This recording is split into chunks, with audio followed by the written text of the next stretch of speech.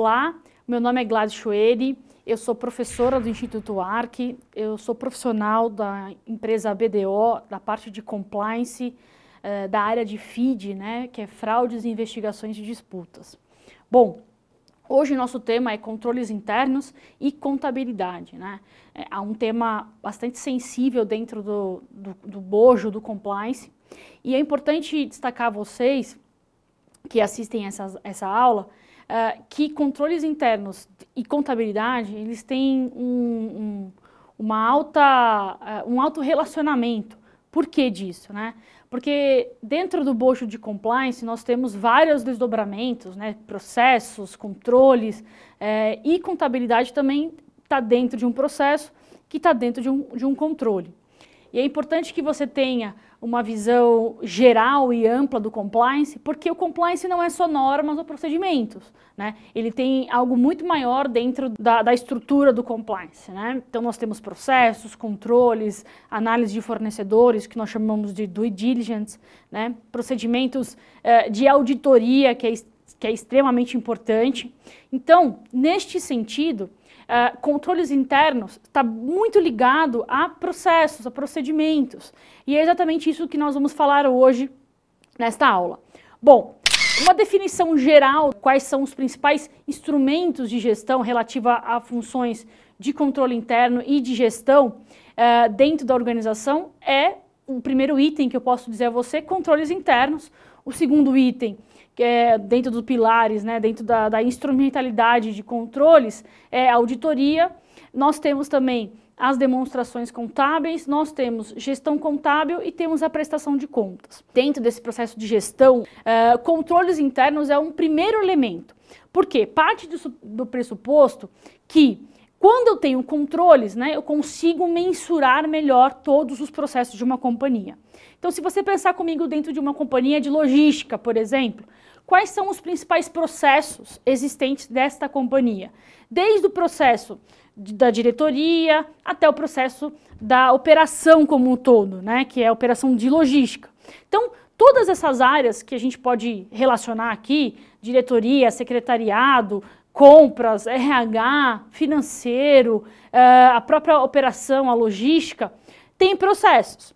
Apesar de não ter um mapeamento efetivo, ela operaciona, ou seja, existem processos ali inerentes à operação, né? Seja uma operação com foco efetivamente na questão operacional, seja processos ou focado em outras áreas. Bom, como eu disse a você, o controle interno, ele vai além, né, da prevenção de fraudes ou ilícitos dentro do processo de gestão. Ela é uma importante ferramenta para a tomada de decisão. Por quê? Porque ela consegue visualizar ou consegue de forma até desenhada mostrar como é o processo daquela operação. Então, dentro de um processo de contabilidade, nós temos diversos desdobramentos, desde o início de um input de um lançamento até a operação e a consolidação, por exemplo, dos resultados, que são visualizados através das demonstrações financeiras. Bom, e por que controles internos dentro de contabilidade? Porque a contabilidade, né, eu já ouvi falar muito isso, é onde vai desaguar todas as operações da companhia.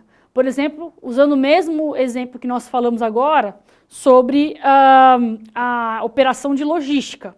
Se eu dou entrada no material ou num processo incorreto, isso com certeza vai afetar a minha contabilidade. Numa conta específica, estoque ou materiais, qualquer outra conta relacionada à operação de estoque ou de logística. Então é muito importante que essa área, contabilidade, tenha de fato controles, né? Tenha de fato processos, para que assim consigamos efetivamente demonstrar de forma clara e objetiva os resultados auferidos daquela operação. Aí, mas você deve estar perguntando, como assim resultados auferidos, né? Obviamente que todo o processo de contabilidade, no final do mês, há um fechamento contábil, há um fechamento que é executado pela equipe de contabilidade para justamente avaliar as entradas, saídas daquele procedimento, daquela empresa, enfim. E é importante que você tenha em mente que os processos, eles nos ajudam, né? Eles possibilitam exatamente ter controle melhor desses resultados. Bom, não é difícil você identificar que tendo controles ou tendo processos, há um benefício muito grande para a companhia. Por quê? Você otimiza, né? Você limita as pessoas e otimiza também o processo, evitando retrabalho, custos adicionais. Isso é extremamente importante dentro de um processo de gestão de contabilidade. Também, algo bastante importante dentro do processo de controle interno, principalmente tratando essencialmente do processo de contabilidade, eu tenho a questão da definição de papéis e responsabilidades, né? Que é aquilo que nós falamos das alçadas. Quando eu tenho um controle interno, quando eu tenho um controle efetivo daquela operação, daquele processo, daquela área, eu também dou às pessoas que trabalham ali, os colaboradores, alçadas de aprovação, alçadas, né, e responsabilidades dos procedimentos. O controle interno também permite, né, e auxilia nessa definição de quem é responsável pelo input de determinado lançamento, quem é responsável pela aprovação de determinado pagamento. Então, isso realmente é extremamente importante. E para a definição disso, é importante que você conheça o processo. Então, por exemplo, todo processo que começa desde o seu início até o seu final, que é a sequência normal do processo, ou seja, eu tenho um input e eu tenho um output, eu tenho uma entrada e tenho uma saída daquele processo. Quando se trata de contabilidade, por exemplo, falando de uma conta específica que eu falei agora a você, de estoques, eu tenho um input, ou seja, eu tenho uma entrada no meu estoque e, consequentemente, durante a operação, durante o meu dia a dia da operação, eu tenho as saídas de estoque, eu tenho todo o procedimento que é executado. Então, o colaborador, quando entra, ele é instruído a fazer determinadas atividades. Só que, para que eu defina, então, responsabilidades para esse colaborador, eu preciso entender qual é a amplitude do processo. Quem é que pode ter acesso ao sistema de entradas de nota fiscal, por exemplo? Quem é que pode autorizar uma baixa no sistema por conta de um inventário que foi realizado e os saldos físicos e contábeis não estão batendo? Quem que pode autorizar isso? Então, o controle interno, ele tem alguns desdobramentos que desaguam efetivamente nos processos e nos procedimentos, e isso dá bastante visibilidade. Logo, quando eu tenho esses processos e procedimentos bem definidos, seja em qual área ou qualquer função que se exerça, eu consigo ter autoridade, autonomia, alçadas e responsabilidades. E para se fazer isso, então, eu preciso conhecer o processo, eu preciso mapear o processo, desde o seu início até o seu final, ou seja, desde o input até o output. Conhecendo o processo, então, atribuo responsabilidade aos colaboradores que trabalham naquela área e, consequentemente, eu já tenho aí claro a definição de segregação de função. Ou seja, aquele que imputa a nota não pode fazer outros lançamentos que não seja o input da nota. Então, eu crio uma trava dentro do sistema e, obviamente, dentro do processo, dentro do meu controle interno, para que aquele colaborador que imputa não faça nenhum outro processo que não esteja na sua rotina de trabalho, não faça nenhum outro input a não ser efetivamente dar lá a entrada no sistema da nota. Ele só vai fazer isso, então isso é a função dele. Por outro lado, é importante também que tenha dentro do processo, dentro do controle interno, falando especificamente desse sistema de contabilidade e da conta do estoque, que o colaborador que ali executa aquela atividade, ele tem em mente que aquela função ele vai executar, ele vai ser avaliado por aquilo, né? A gente vai falar um pouco mais tarde sobre a auditoria, mas ele vai ser avaliado por aqueles procedimentos. Ele é responsável, ele é o owner, né, do processo, daquela parte do processo. Então, é importante que ele tenha isso em mente. E como se faz isso? Através de treinamento, através de todo o desenvolvimento do colaborador dentro da companhia. Então, determinados processos bastante importantes, né, para você definir não só, eu tenho o processo de estoques, eu tenho o processo de contabilidade, e dentro do processo de contabilidade eu tenho vários desdobramentos ou vários processos, e aí eu vou definir que todo mundo vai fazer tudo. Não, é importante que se tenha, assim, a definição de papéis e responsabilidades, segregação de função, então quem imputa determinada a nota ou determinado processo não faz outro processo, quem faz a baixa de um procedimento não faz o input de outro procedimento. Então, para que tenha bastante clareza nesse processo de controle interno, dentro da contabilidade, por exemplo, é importante que você tenha essa segregação de função. Para isso também é importante que se tenha um job description, ou seja, uma descrição do cargo. O que é que aquele colaborador, que é um analista júnior, vai fazer? Então, para que você tenha esse job description, é importante definir isso dentro de um documento formal, né, e com a ajuda, óbvio, de especialistas do RH, da sua companhia. Bom, tendo esse job description, perfeitamente você vai dar àquele colaborador a definição das funções que ele vai executar. Obviamente que eu não posso ter só um job description, eu tenho que ter o job description de todas as categorias daquela área. Então, por exemplo, eu tenho um analista contábil que vai fazer determinadas contas, vai fazer a análise de determinadas contas. Então, dentro do job description dele, ele vai ter lá procedimentos a serem executados. Agora eu tenho um analista sênior ou um analista pleno, aí eu tenho o diretor, eu tenho o gerente, eu tenho outros cargos dentro da contabilidade, por exemplo. Então eu tenho que ter o job description. Isso nos auxilia não só no desenvolvimento do processo, do controle interno, mas também na auditoria que nós vamos falar daqui para frente. Bom, outra coisa importantíssima dentro do controle interno é o desenho dos processos.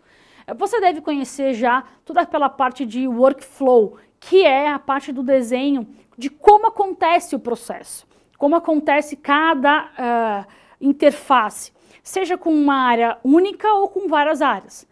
Por exemplo, a área de contabilidade é uma área que tem interface com diversas outras áreas. RH, financeiro, diretoria, operação, logística, entre outras áreas. Como eu falei, a contabilidade abarca todos os resultados da companhia. Então é importante que essas interfaces entre as áreas sejam bem definidas, né? E o workflow é uma forma visual, é uma forma bem estruturada para que se identifique quais são as interfaces, né? As áreas que fazem interface e principalmente o que é o entregável de cada área. Por exemplo, existe uma definição de um controle que a cada 15 dias a contabilidade, ou a cada 15 dias de cada mês, né, no 15º dia de cada mês, as áreas devem encaminhar à contabilidade os seus resultados. Olha só que interessante, então eu tenho uma definição de um processo. Isso deve acontecer no 15º dia útil de cada mês. Todo mundo, todas as áreas devem reportar à contabilidade os seus resultados, o custo, as despesas, os resultados financeiros positivos e negativos, para que a contabilidade, então, possa executar o seu processo, que é o processo de fechamento contábil. Olha só que interessante. O fechamento contábil envolve o quê?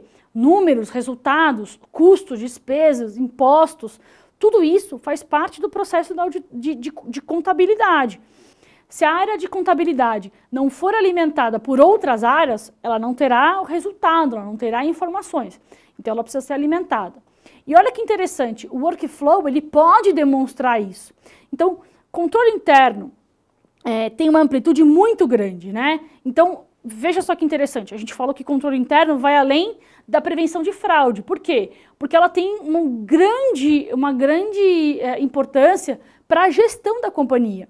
Se a companhia não tiver controles bem definidos, como que a contabilidade vai receber a cada 15º dia útil, por exemplo, as informações que ela precisa para montar todo o seu relatório, enfim, e apresentar para a diretoria? Vejam como é importante ter controles e definição.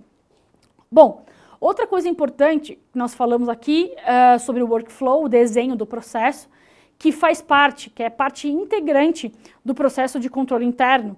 Não basta ter o procedimento escrito, eu preciso realmente ter o desenho do processo, né? Quais são as interfaces do processo.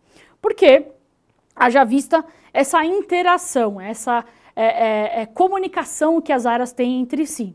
Então, para que eu tenha êxito efetivo dentro do meu controle interno, em cada área ou em determinada área, eu tenho que ter esse desenho do processo, né? Esse workflow bem definido, bem desenhado, para que eu consiga ter uma atividade efetiva, de forma que ela caminhe sozinha, vamos dizer assim. Todas as áreas sabem que em determinada data eu tenho que encaminhar à contabilidade tais informações ou determinados relatórios, para que ela, consequentemente, faça os seus procedimentos. Pois bem, há também um item bastante importante dentro do processo de controle interno, não só de contabilidade, mas na área como um todo, que é a definição de procedimentos para controle de ativos. Bom, se você é uma companhia, por exemplo, de engenharia, e você tem ali diversos ativos, maquinários, equipamentos, que têm um alto custo, como você faz para controlar tudo isso? Eu simplesmente lanço na contabilidade informações sobre os meus ativos? Não, eu tenho controles, tanto controles financeiros e contábeis, como controles operacionais. Por exemplo, veja só como é importante ter controles.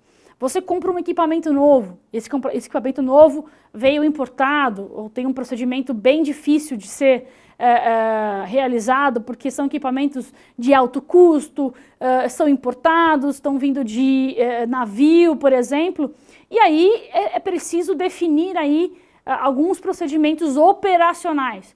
Como nós vamos fazer toda a liberação na aduana, quais documentos devem ser elaborados para esse despacho, né, para esse recebimento. Então, vejam só como é importante. E agora, falando essencialmente dentro do controle falando de controle interno, mas dentro do compliance, não dá para fazer compliance, efetivamente, sem ter processos. Por quê? O compliance, além de definir aí procedimentos anticorrupção, antifraude, combate efetivamente a fraudes dentro da companhia, o controle interno ele é importante justamente para que quando algo está fora do controle interno, ou seja, está caminhando diferente do que foi desenhado, do que foi efetivamente pensado ali dentro ou sistemicamente, ou até mesmo operacionalmente, se possa observar que aquele procedimento, aquele processo não está de acordo com o controle interno. Por exemplo, eu vou trazer aqui a você um exemplo da parte de fluxo financeiro. Você tem um fluxo operacional financeiro bem definido, com alçadas de aprovação, com a definição de acessos, com a definição de papéis e responsabilidades e também com segregação de função. Ou seja, quem lança no banco não aprova também, né? Quem faz os lançamentos no banco não tem aí a alçada para fazer a aprovação. Isso é um processo bem definido e óbvio, é a melhor prática de mercado, é a boa prática de mercado. Quem faz o lançamento não faz a aprovação. Isso já é comumente utilizado nas companhias. Bom, então quem aprova? É o gerente ou é o diretor da área, que seja. Bom, aí você percebe que o controle interno está pulando algumas fases. Por exemplo, a fase de aprovação. Quem está imputando está aprovando também, né? Mas aí você pensa, puxa, ele não tem acesso à senha do diretor ou à senha que faz efetivamente a aprovação, homologação e aprovação. Mas aí você, dentro de um processo de auditoria, de averiguação, você descobriu que esse colaborador que faz o input faz também a aprovação porque tem a senha do diretor. Bom, isso está totalmente fora do controle interno, né? Fora dos processos que foram definidos. Então, dentro de um processo de averiguação, de auditoria, você vai identificar esse processo. Bom, e o que você faz com isso? Quais são as suas tratativas? Daqui a pouco a gente vai falar sobre isso, do que é a auditoria, qual a importância da auditoria dentro do processo de controle interno. Mas é importante que você tenha em mente que quando tem alguma questão, algum problema, né, dentro do processo de controle interno, é importante que se reveja, né, o controle interno, se redesenhe muitas vezes o processo, talvez tenha que fazer realmente uma investigação, se aprofundar um pouco mais do que está acontecendo, mas é importante você saber que existem falhas dentro do processo de controle, então precisa se avaliar isso também. Bom, já deixei claro para você que controle interno é extremamente importante dentro de uma companhia, não só para prevenir fraudes, controlar, monitorar, mas também para o processo de tomada de decisão, né? Agora, nós falamos também sobre a questão dos proteger os ativos da companhia, né? Proteger de eventuais roubos, perdas, uso indevido dos ativos, muitas vezes, que podem causar aí diversos desdobramentos.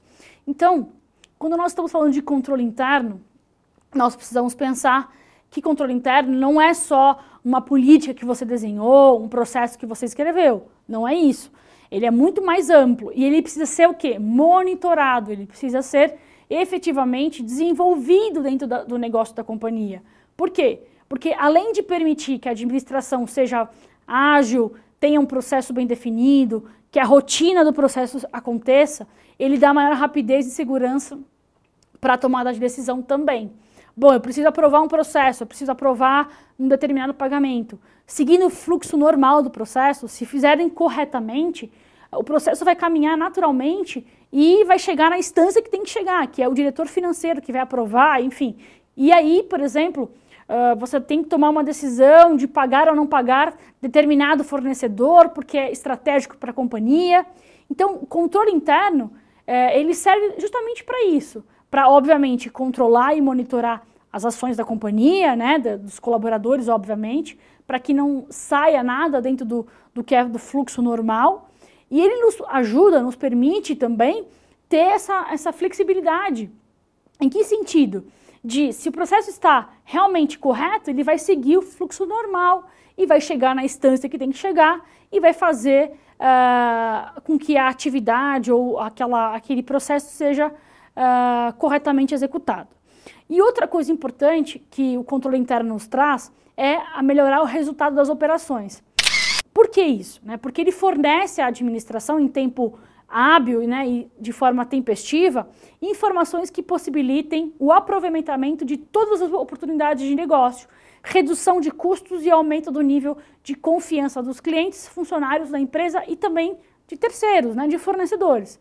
Quando eu tenho um fluxo bem definido, bem detalhado, e um controle interno bem definido, bem detalhado, eu consigo ter uma maior transparência, né? Porque eu consigo visualizar cada etapa do processo, eu consigo visualizar cada forma, cada ação daquele processo, né? Se você usa um processo sistêmico, como por exemplo, como muitas empresas hoje utilizam, né? A parte de workflow sistêmico, não é mais nada em papel, nada mais impresso. As empresas hoje trabalham muito com sistemas, né? Então, quando um colaborador imputa uma nota ou imputa um valor que precisa ser aprovado, então todo o fluxo segue naturalmente e cada pessoa responsável pelaquela aprovação, por aquela avaliação, ela já sabe o que deve ser feito. Isso é muito interessante, porque o controle interno ajuda, né, e por trás disso, né, por trás dessa questão sistêmica, existe sim o fluxo de processo, existe sim toda a parte operacional do sistema, mas também a parte estrutural, ou seja, quem vai aprovar o quê, quem tem autoridade, autonomia para aprovar. Isso é muito interessante dentro do processo de controle interno. Eu não preciso dizer dos benefícios, né, mas eu quero ratificar aqui a você que o benefício de um controle interno consiste na redução de riscos e falhas no cumprimento dos objetivos e metas da companhia.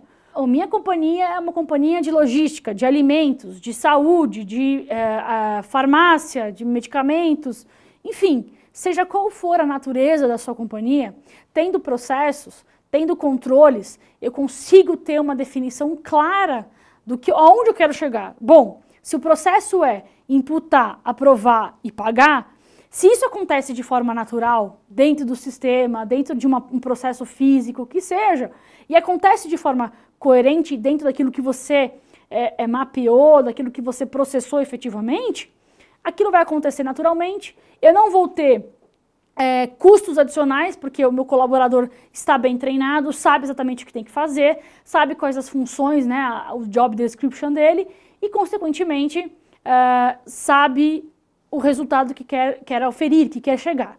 Bom, o conceito básico de custo-benefício reconhece que o custo de um controle não deve exceder o benefício e que ele possa patrocinar.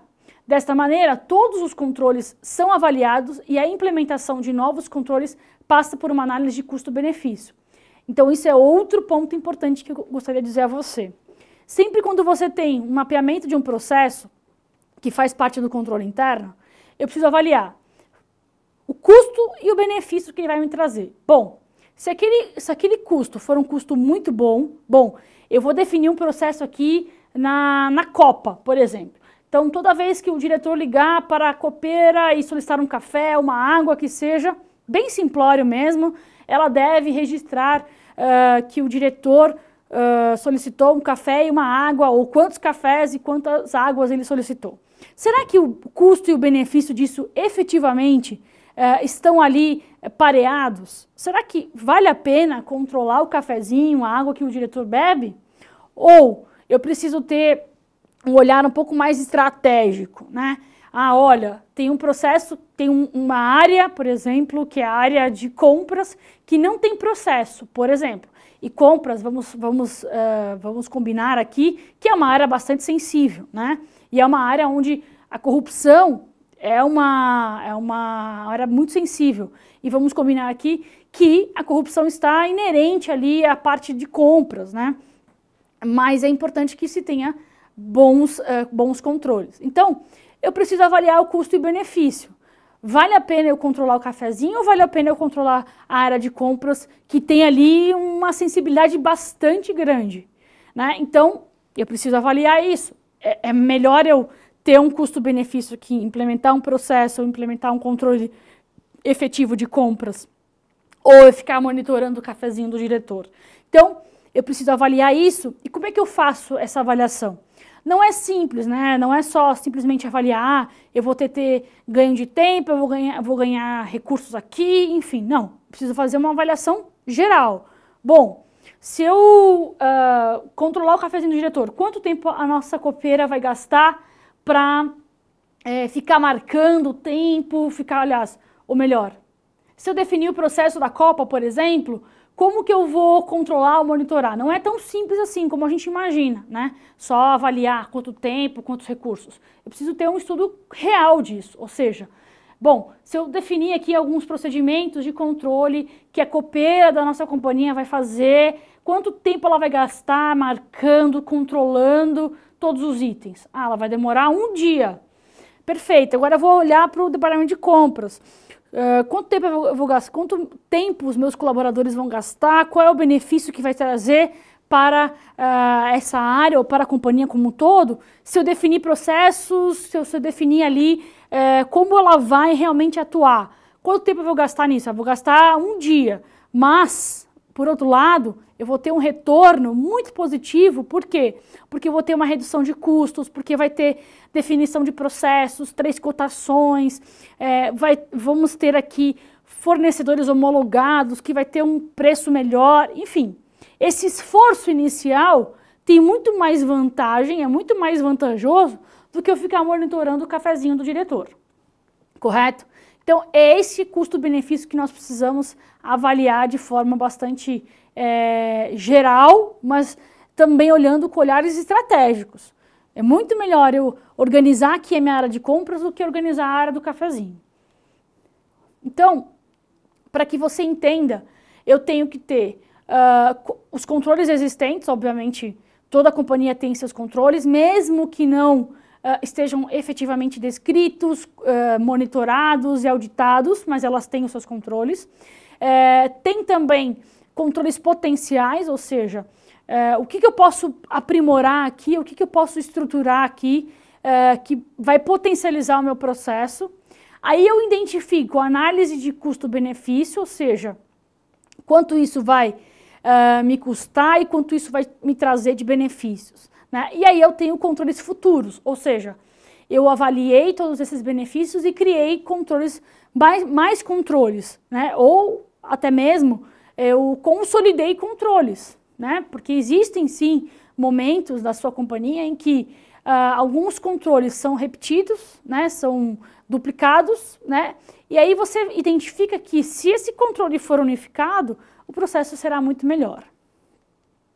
Bom, dentro do processo de controles internos, dentro do processo que nós estamos falando aqui, seja em qualquer área, em qualquer setor da sua companhia, da sua empresa, é importante que você tenha claro, né, a definição de responsabilidades e autoridades. Como nós falamos anteriormente, essa definição é importante para que o controle ou o processo não ande descasado, né, com aquilo que efetivamente acontece dentro da companhia. Então, dentro de um processo de contabilidade, de logística, de até jurídico, né, da área jurídica, eu tenho um procedimento a ser seguido. E, obviamente, que eu tenho também alçadas e responsabilidades que fazem parte de determinadas funções. Lembra que eu falei a você do Job Description? Como é importante ter esse documento, né? Solicite a ajuda do RH para que defina aí papéis e responsabilidades e que ajude na tomada de decisão também dentro da sua companhia. O dever, né, efetivo de toda a pessoal de uma organização deve ser fixado e limitado, bem como a autoridade decorrente de cada uma das funções. Sendo assim, deve haver procedimentos claramente determinados, ou seja, para aquela área eu tenho procedimentos declarados e definidos, e um organograma adequado em linha que a autoridade e, consequentemente, a responsabilidade sejam definidas. Ou seja, o controle interno permite que tenhamos também uma visão mais macro, não só dos processos, mas também como da estrutura organizacional como um todo. Muito bem. E como é que define isso, né? Falamos agora. Ter procedimentos claramente determinados e ter um organograma adequado em linha com que a autoridade e a consequência e responsabilidade sejam definidas. Ou seja, eu tenho o organograma estrutural, eu tenho o organograma funcional da companhia. Que bom, isso é muito bom. Se você tem isso, perfeito. Por que é importante ter o organograma geral ou o organograma organizacional e o funcional? Porque a gente vai ter uma visão bastante diferente, apesar de ser os mesmos documentos, eu tenho uma visão diferente. Porque no organograma geral eu vou ter lá as áreas, a diretoria, a governança, né, cada área, cada departamento da companhia. Já no funcional eu vou ter o organograma daquela área, daquela estrutura. E aí, eu olhando, essencialmente, eu vou ter lá o diretor da área, eu vou ter o gerente, eu vou ter os colaboradores que estão abaixo desse gerente, que efetivamente executam a atividade. E aí, é muito importante a delimitação das funções e atividades. Bom, e embora possa ser informal, deve perfeitamente ser definida em manuais de procedimentos, visto que esse proporciona a efetividade dos sistemas e evitam erros. Ou seja, claramente a gente consegue visualizar que o organograma ele é uma ferramenta importante para a definição de papéis e responsabilidades. Isso deve estar claro para você nesse momento. Por quê? Quando eu tenho o processo, o procedimento, eu consigo visualizar toda a parte, todo o processo como um todo, né? Processo como um todo e, consequentemente, os colaboradores que atuam e quais a responsabilidade. E isso pode ser definido no organograma funcional, certo? Isso é extremamente importante, você também ter essa visualização, ter esse elemento no seu radar, justamente porque ele é uma ferramenta extremamente importante. Bom, um sistema de controle interno adequado é aquele que elimina a possibilidade de simulação de erros ou irregularidades. Assim sendo, os procedimentos destinados a detectar erros ou irregularidades devem ser executados por pessoas que não sejam em posições de praticá-los. De maneira geral, o sistema de controle interno deve prever segregação entre as funções e a aprovação de operações e a sua execução e controle, de modo nenhum que nenhuma pessoa possa ter completa autoridade sobre uma parcela significativa de qualquer transação. Bom, essa definição é uma definição bastante extensa, mas é para que você tenha em mente como é importante ter a segregação de função. Quem usa o sistema ou quem imputa informações no sistema não deve, né, ou quem registra efetivamente as operações, não deve aprová-las. Então eu imputo, eu faço lá os inputs necessários, mas quem aprova tem que ser uma terceira pessoa, uma segunda pessoa, ou melhor, uma segunda pessoa, aquela que está fora da operação, por exemplo. Ela não executa a operação. Então, por isso que o organograma funcional é importante, né? Ter lá o diretor, ter o gerente, ter as pessoas que fazem as operações. Por quê? Dentro de uma escala maior, ou seja, dentro de uma estrutura maior, ou o gerente ou o diretor vão fazer as aprovações necessárias.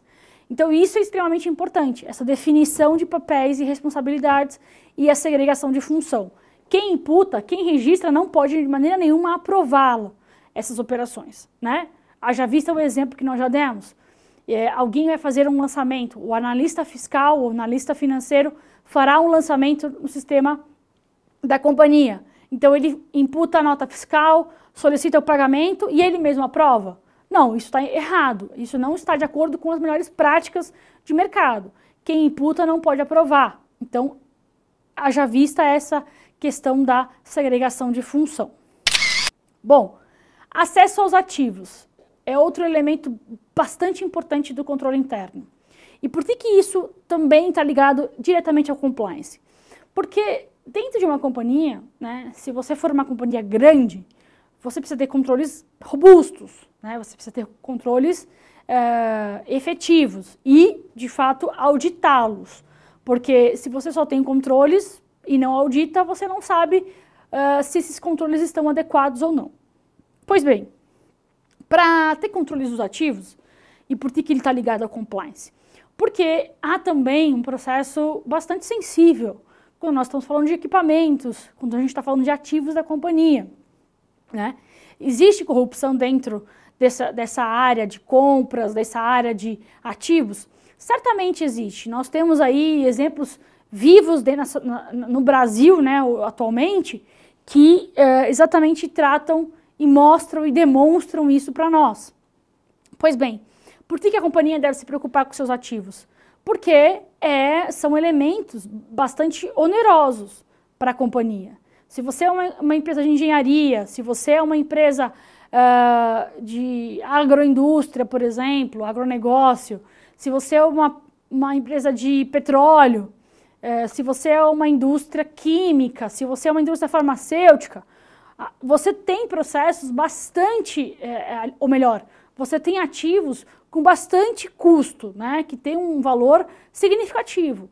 E se a companhia não se preocupar com esse tipo de controle, certamente você vai encontrar aí falhas no processo, falhas no procedimento, ausência inclusive de ativos que muitas vezes estão registrados na sua contabilidade, mas efetivamente não existem. Porque alguém deve ter furtado, alguém deve fazer mau uso desses ativos, usá-los em benefício próprio. Então eu tenho que avaliar tudo isso, todos esses elementos. Para se atingir, então, um grau de segurança adequado, o acesso aos ativos de uma empresa deve ser limitado ao pessoal autorizado. Ou seja, quem é que pode ter acesso a determinados equipamentos? Quem é que pode ter controle desses equipamentos? Então, de novo, segregação de função faz parte do controle interno. E o compliance tem extrema importância dentro dessa área, porque ele também ajuda e colabora para a definição de procedimentos para controle dos ativos. Bom, se você é uma empresa de engenharia, por exemplo, e tem equipamentos próprios, você não faz o aluguel dos equipamentos, você tem que ter muito controle dos equipamentos. Por quê? Vários colaboradores passam pela sua empresa, às vezes subcontratados, você não conhece efetivamente esses colaboradores, né? Você subcontratou uma empreiteira, uma empresa de mão de obra, e você não conhece cada colaborador ali, você não sabe qual é o perfil deles. Você não sabe se eles podem levar o seu equipamento para casa, se eles podem fazer mau uso do equipamento, se ele pode usá-lo dentro do seu trabalho, mas usar de forma incorreta e isso gerar alguns danos para a sua companhia. Então é importante ter essa questão bastante delimitada dentro do controle interno. A limitação de acesso, principalmente essa questão do acesso, de autorização, constitui um meio de controle eficaz para a segurança. Ou seja, quando eu defino quem é que pode acessar o equipamento ou os equipamentos, né, os materiais que seja, eu estou definindo controles. Bom, somente o diretor da obra pode ter acesso ou pode dar acesso a determinadas pessoas para acesso a esse equipamento, por exemplo. O número e o nível de pessoas que devem ter acesso deve ser autorizado e dependem da natureza do ativo e da sua sustentabilidade de perdas ou erros que são executados dentro da operação. A limitação ao acesso indireto requer procedimentos de controle onde o conceito de separação e segregação de função sejam aplicados.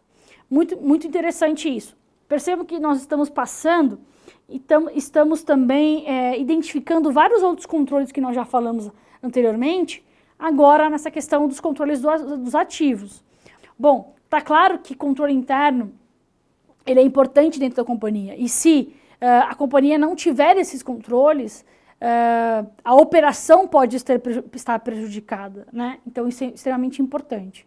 Então percebam que nós temos visto aqui, o que nós estamos vendo desde o começo dessa aula, nós estamos falando sobre controle, sobre ter procedimentos, workflow, tudo isso agora está refletindo nesses processos que nós estamos dizendo. Bom, o estabelecimento de comprovações e provas independentes, ou seja, aqui nós estamos falando efetivamente da auditoria.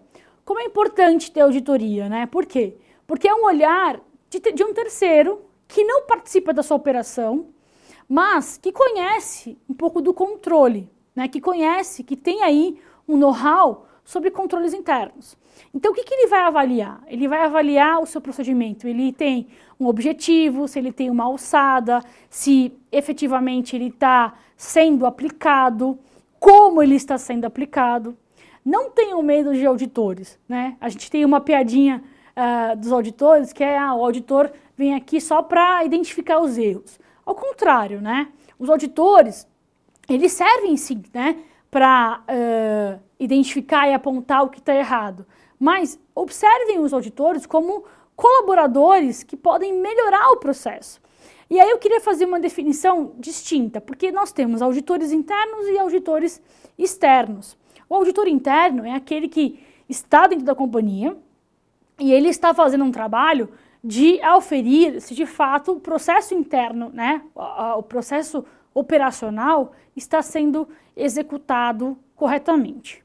O auditor externo é aquele auditor que vai avaliar a parte contábil da companhia, que também não deixa de ser uma verificação de controles. Mas, por outro lado, nós estamos falando efetivamente de números, né, de finanças, de economia, né, então, dentro da companhia. Então, vejam só, o auditor externo, para algumas companhias, ele é obrigatório. Então, quais companhias? Principalmente aquelas de capital aberto. E eles têm aí a obrigatoriedade de ter um parecer de um auditor externo para dizer ao mercado, olha, as demonstrações financeiras dessa companhia estão coerentes, os controles também estão coerentes, então o nosso parecer é favorável, nosso parecer é limpo, sem ressalva, sem ênfase, sem nada.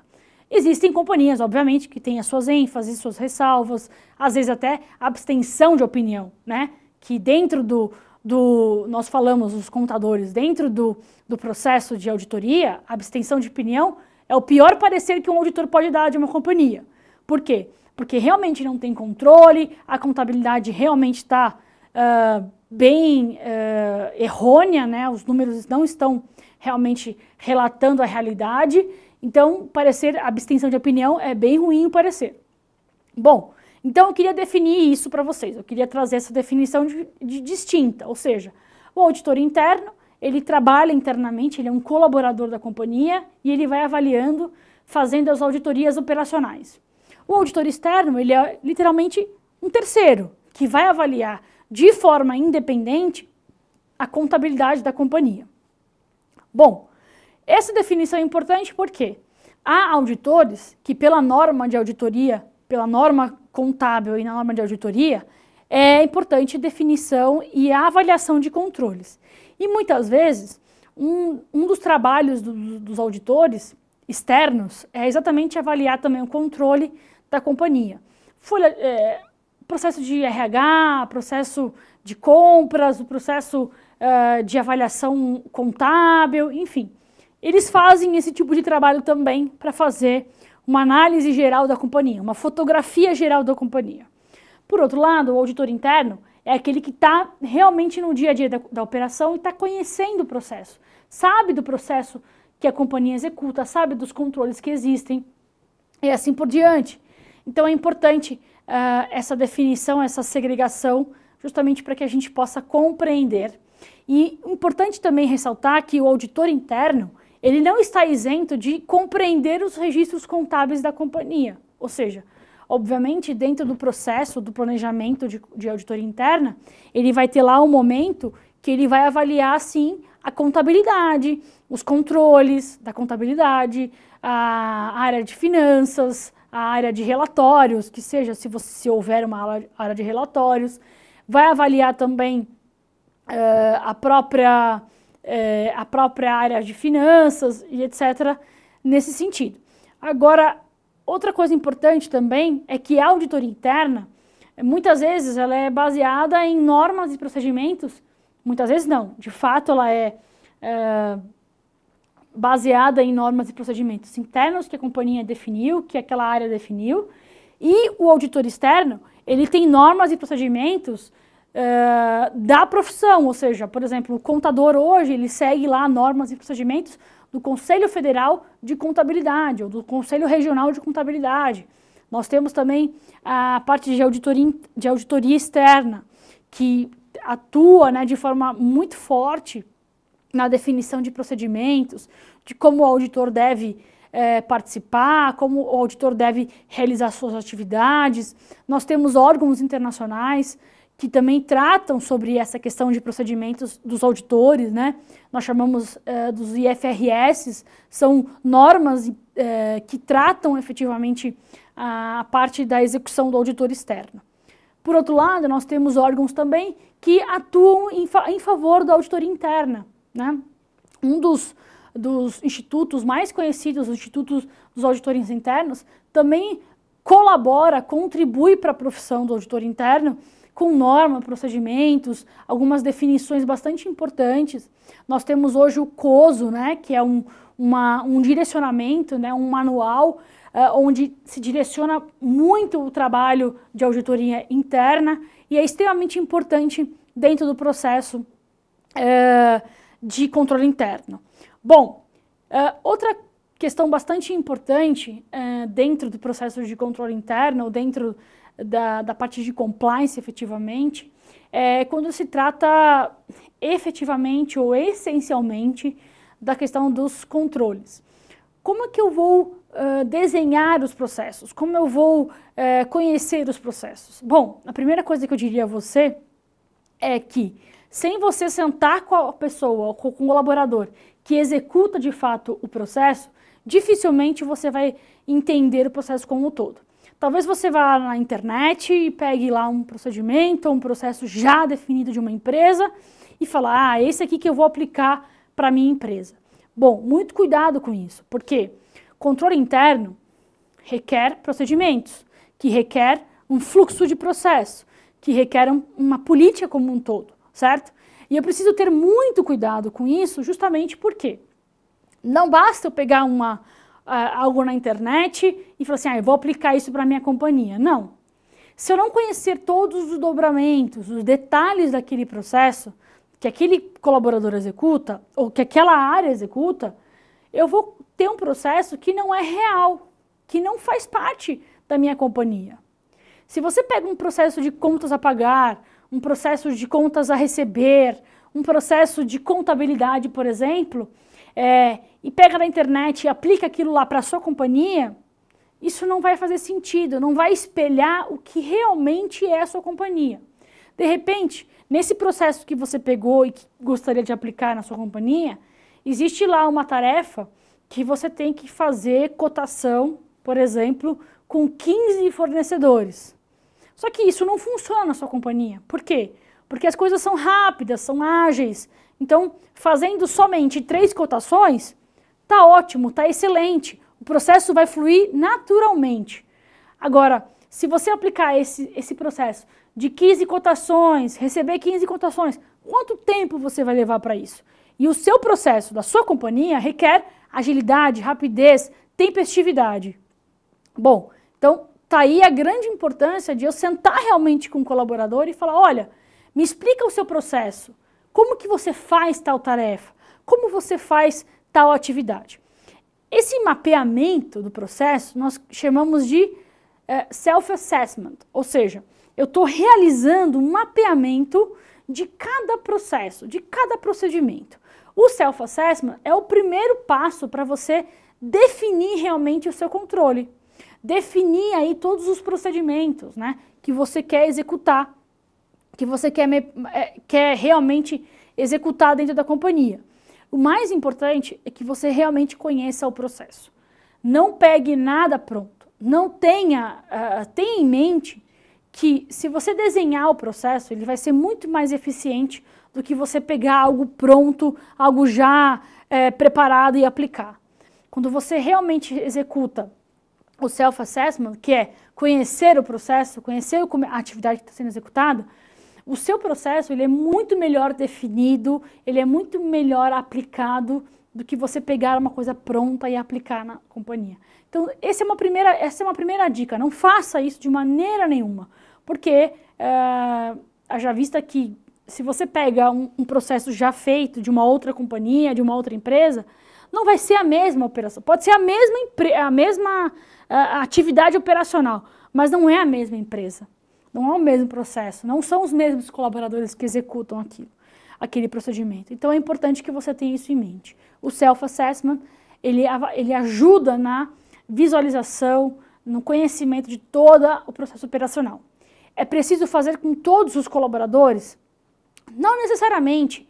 Às vezes você quer fazer com os mais estratégicos, aqueles que realmente executam ou aprovam ou fazem alguma atividade mais robusta dentro da companhia.